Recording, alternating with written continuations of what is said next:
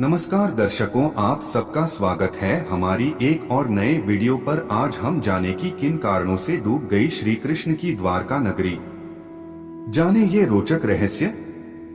श्री कृष्ण की द्वारका नगरी के जल विलीन होने की कई पौराणिक कथाएं प्रचलित हैं। श्री कृष्ण की द्वारका नगरी के डूबने की मुख्य दो वजह मानी जाती है।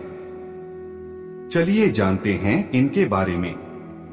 वीडियो में आगे बढ़ने से पहले हमारे YouTube चैनल जीवन ज्ञान संगम को लाइक सब्सक्राइब करें और कमेंट में जय श्री कृष्णा लिख दे। आपका कल्याण ही कल्याण होगा।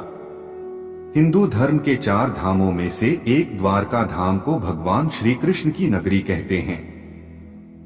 द्वारका धाम गुजरात के काठियावाड़ क्षेत्र में अरब सागर के समीप स्थित है। श्री कृष्ण की द्वारका नगरी के जल विलीन होने की कई पौराणिक कथाएं प्रचलित हैं। चलिए जानते हैं भगवान श्री कृष्ण की द्वारका नगरी के डूबने के पीछे क्या वजह थी। पंडित इंद्रमणि घनश्याल बताते हैं कि श्री कृष्ण की द्वारका नगरी के डूबने की मुख्य 2 वजह मानी जाती है। पहला कारण गांधारी का श्राप। पौराणिक कथा के अनुसार जरासंध द्वारा प्रजा पर होने वाले अत्याचारों को रोकने के लिए भगवान श्री कृष्ण मथुरा को छोड़कर चले गए थे। श्री कृष्ण ने समुद्र किनारे अपनी एक दिव्य नगरी बसाई। इस नगरी का नाम द्वारका रखा। माना जाता है कि महाभारत के 36 वर्ष बाद द्वारका नगरी समुद्र में डूब गई थी। महाभारत में पांडवों की विजय हुई और सभी कौरवों का नाश हो गया था।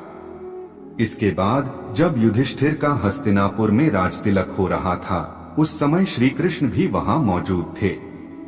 तब गांधारी ने श्री कृष्ण को महाभारत युद्ध का दोषी ठहराते हुए भगवान श्री कृष्ण को श्राप दिया कि अगर मैंने अपने आराध्य की सच्चे मन से आराधना की है और मैंने अपना पत्नीव्रता धर्म निभाया है, तो जो जिस तरह मेरे कुल का नाश हुआ है, उसी तरह तुम्हारे कुल का नाश भी तुम्हारी आंखों के समक्ष होगा। कहते हैं इस श्राप की वजह से श्री कृष्ण की द्वारका नगरी पानी में समा गई। दूसरा कारण ऋषियों का श्राप। एक अन्य पौराणिक कथा के अनुसार एक बार महर्षि विश्वामित्र, देव ऋषि नारद कर्ण द्वारका गए। तब यादव वंश के कुछ लड़के ऋषियों के साथ उपहास करने के प्रयोजन से श्री कृष्ण के पुत्र सांब को स्त्री वेश में ले गए और ऋषियों से कहा कि यह स्त्री गर्भवती है, आप इसके गर्भ में पल रहे शिशु के बारे में बताइए कि क्या जन्म लेगा। ऋषियों ने अपना अपमान होता देख श्राप दिया कि इसके गर्भ से मुसल उत्पन्न होगा और उस मुसल से समस्त यदुवंशी कुल का विनाश होगा।